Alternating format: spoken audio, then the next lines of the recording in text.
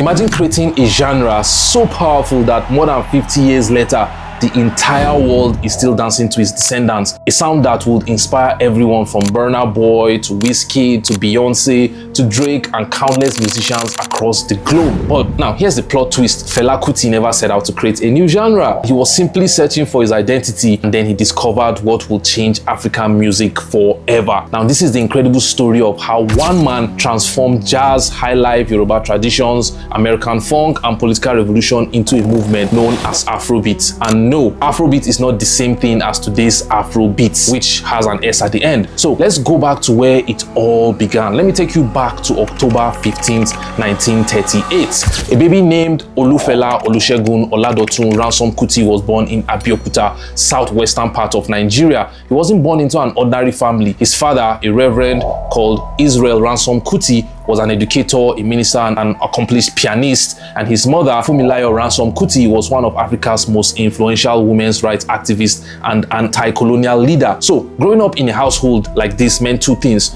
Education was non-negotiable, and standing against injustice was expected from Fela. Now, little did anyone know that these two values would eventually define Fela's entire career.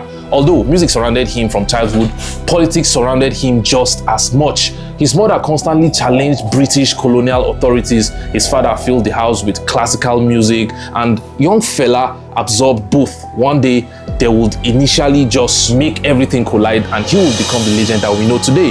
Now, in 1958, Fela traveled to London officially for the first time, and he was supposed to study medicine, but instead, he secretly enrolled at Trinity College of Music. It was there that he fell in love with jazz, the types made by Miles Davis, Charlie Parker, John Coltrane, and the improvisation fascinated him so much around this time that he would eventually form his band called Kola Labitos, in which their sound mixed jazz with West African high life, which was at then technically impressive, but then it was commercially unsuccessful. Something was missing. Fela later realized that he was trying to imitate Western music instead of creating something that was rooted in African culture. So he just didn't know how to fix it yet. Then came 1969. His band traveled to Los Angeles for what was supposed to be a short tour, but instead they overstayed their visas. Now, unable to perform publicly, Fela spent months meeting activists, talking to musicians, and also just networking with individuals. Now, one meeting changed everything.